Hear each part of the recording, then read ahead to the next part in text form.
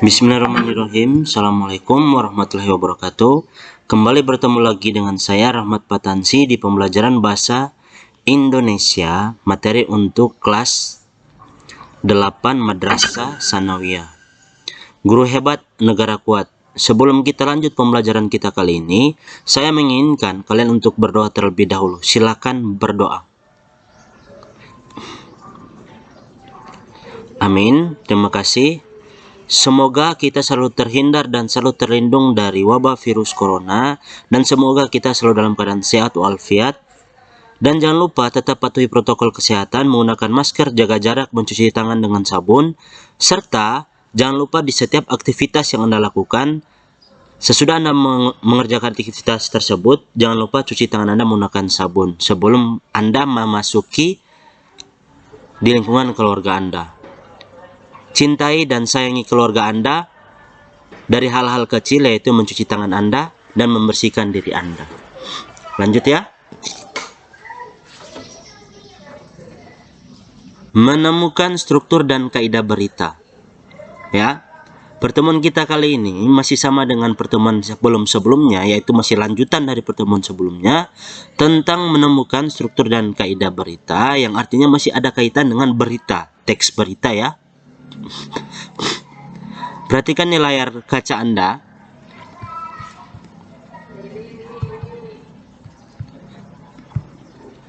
Struktur berita. Yang pertama, struktur berita. Perhatikan kembali teks-teks berita pada bagian sebelumnya ya. Jadi di sini saya tidak akan scroll lagi ke atas. Jadi silakan Anda buka materi yang sebelumnya yang sudah Anda catat. Informasi penting disebut juga pokok-pokok informasi atau unsur-unsur berita utama atau berita utama ya, yang dikenal dengan 5W tambah 1H. Pada pertemuan yang lalu saya sudah berikan contoh serta penjelasan tentang 5W tambah 1H secara merinci.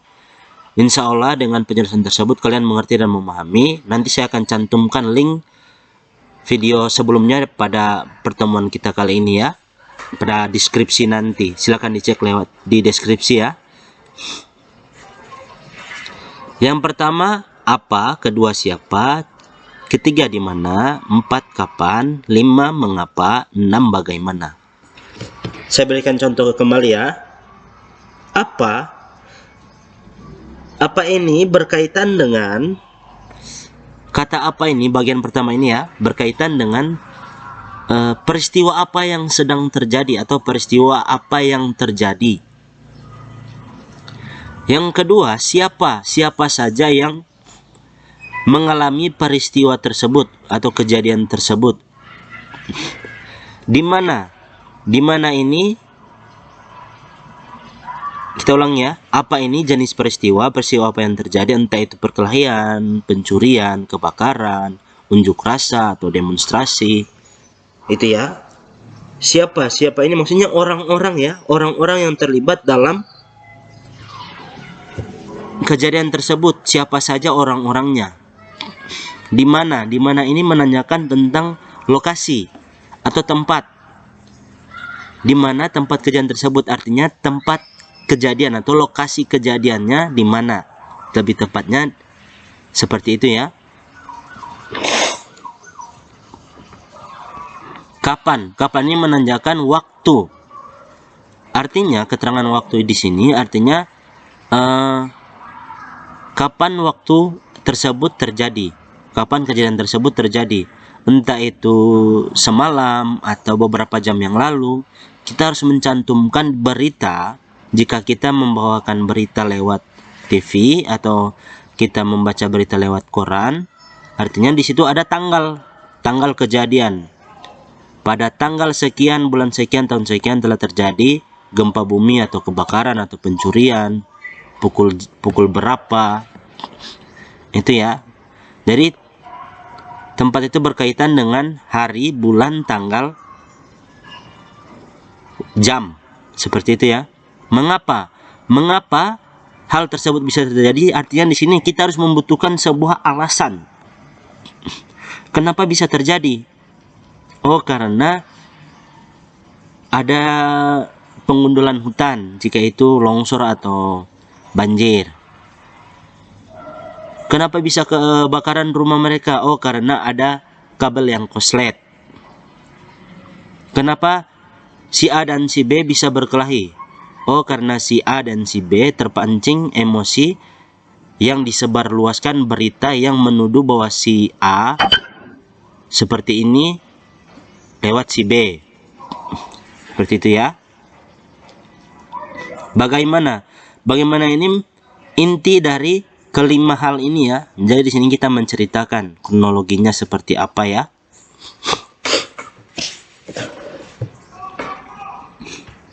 Paham ya? Lanjut ya. Perhatikan diagram ini. Kata tanya untuk pokok-pokok informasi. Seperti ini ya. Saya sudah jelaskan berulang-ulang kali. Nah, ini yang saya katakan pertemuan yang lalu. Berita itu berbentuk piramida terbalik ya.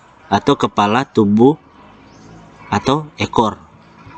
Seperti ini ya. Ini jangan lupa ditulis di gambar, dicatat ya.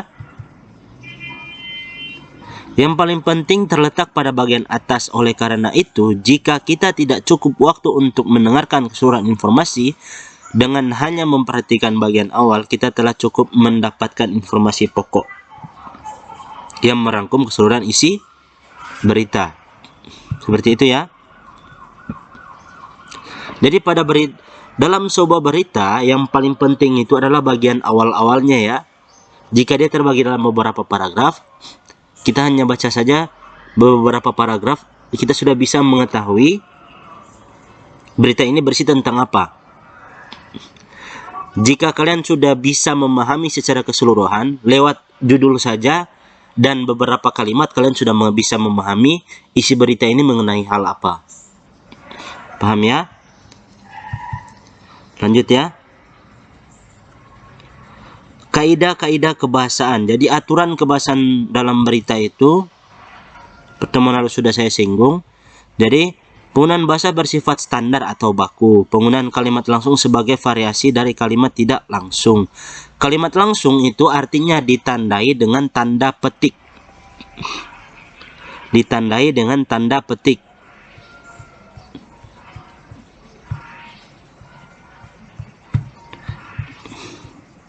Kalimat tidak langsung itu ditandai dengan tidak adanya tanda petik. Contoh, perhatikan ya. Kalimat langsung ini maksud dari kalimat langsung ini kalimat yang disampaikan secara langsung oleh si pembicara itu sendiri. Contoh kalimat langsung ya. Saya sebagai guru ingin menyampaikan kepada siswa di kelas bahwa saya akan memeriksa tugas yang telah saya berikan pada pertemuan yang lalu.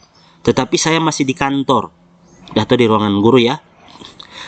Terus ada siswa yang lewat, katakanlah itu kelas 8A atau 8B. Ada salah seorang yang lewat dari mereka. Saya memanggilnya. Contoh namanya Arif. Contoh ya, namanya Arif. Saya panggil, Rif, kesini sebentar. Setelah Arif itu datang ke saya katakan, ini contoh kalimat tidak langsung ya, contoh kalimat tidak langsung. Saya katakan,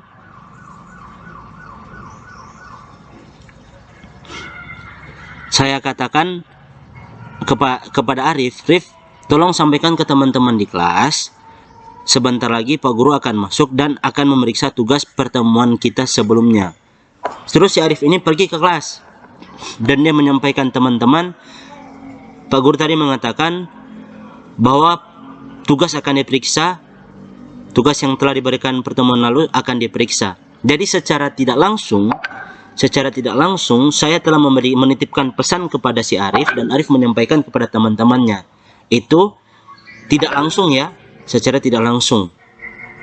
Seperti itu ya. Jadi Arif ini hanya sebuah media yang menyampaikan pesan yang disampaikan oleh saya untuk ke teman-temannya.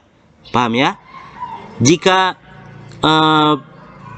secara langsung itu adalah saya sendiri yang menyampaikan kepada mereka.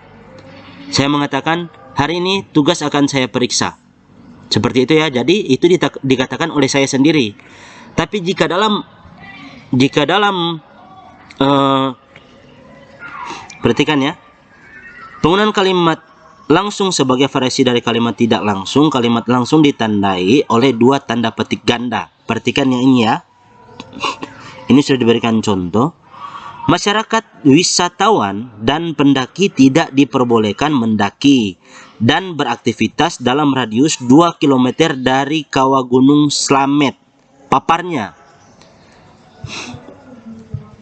Jadi kita ganti ini ya, paparnya kita ganti. Kita ganti ya contoh ini ya. Wali kota Kota Mobagu mengatakan masyarakat Kota Mobagu harus mematuhi protokol kesehatan yang telah diterapkan atau yang telah ditetapkan oleh pemerintah demi keselamatan kita bersama. Nah, wali kota Kota Mobagu mengatakan.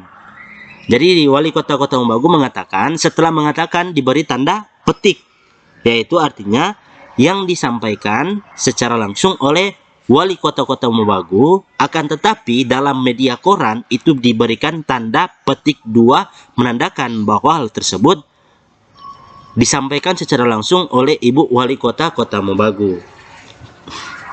Paham ya?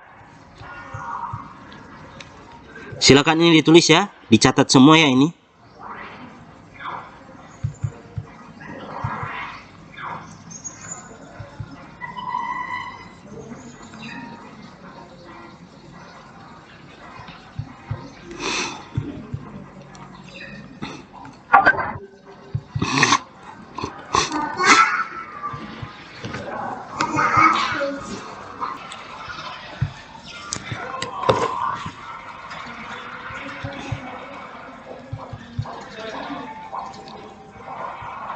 Menggunakan konjungsi bahwa yang berfungsi sebagai penerang kata yang diikutinya. Jadi bahwa di sini berfungsi sebagai penegasan atau menerangkan secara aktif bahwa hal tersebut adalah merupakan hal yang berpengaruh. Paham ya? Contoh ya. Perhatikan contohnya. Sejumlah staf apel Manado mengatakan bahwa kepala Atpel Manado sudah pulang. Ini ya, kata bahwa ini kata penegasan atau menerangkan tentang atau membenarkan ya tentang hal yang sudah beredar. Paham ya?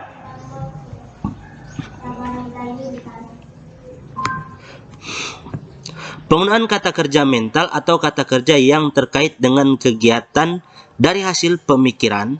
Kata-kata yang dimaksud antara lain pemikiran, membayangkan, berasumsi, berpraduga, berkesimpulan, beranalogi.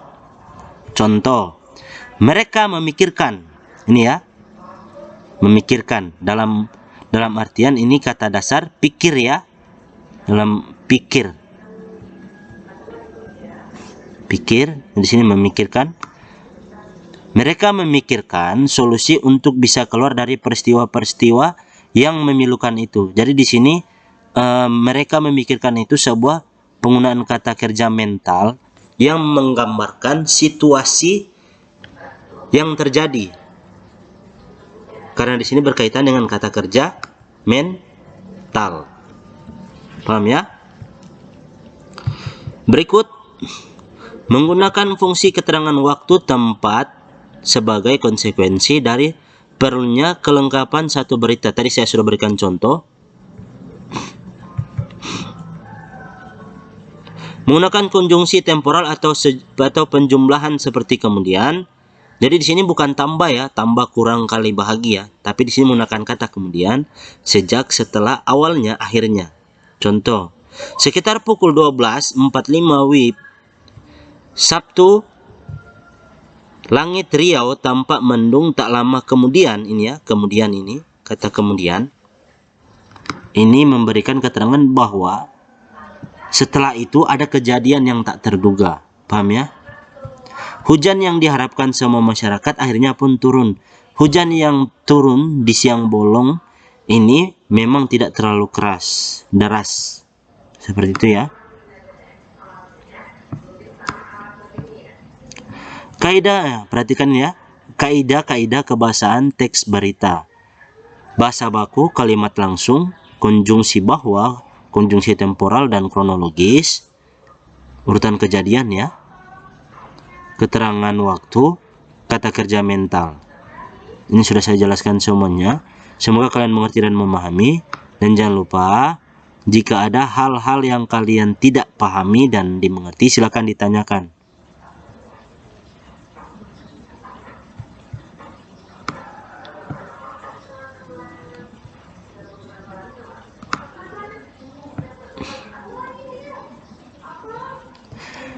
Di sini, jadi saya memberikan tugas kepada Anda. Silakan Anda kerjakan tugas dalam tabel ini. Lalu Anda cari, saya kan pertemuan lalu sudah memberikan contoh dan sudah menjelaskan serta memberikan tugas kepada kalian tentang berita. Jadi kalian cari kebakuan bahasa ya. Bahasa yang baku, jangan semuanya, karena semua yang menurut Anda baku yang paling menarik bagi Anda ya. Kalimat langsungnya seperti apa? Tulis di sini, konjungsi bahwa.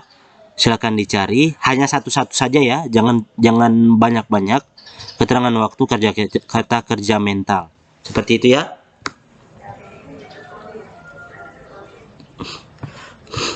Sekian yang dapat saya sampaikan. Semoga apa yang saya sampaikan bermanfaat untuk kalian. Terima kasih. Lebih dan kurangnya, wabillahi taufiq hidayah. Wassalamualaikum warahmatullahi wabarakatuh.